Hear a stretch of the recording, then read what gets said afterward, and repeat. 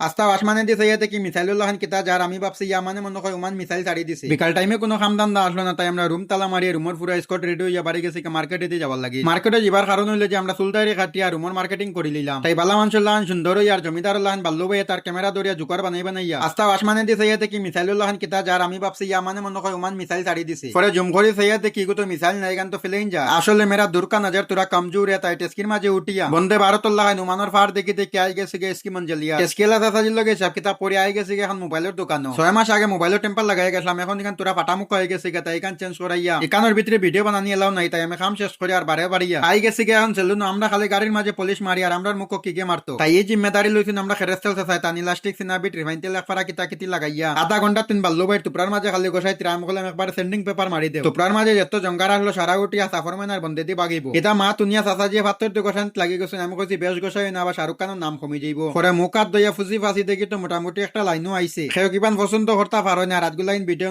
শেষ করে please like follow subscribe করে গরিবের সাথে থাকবেন। দেখা হবে পরের ভিডিওতে।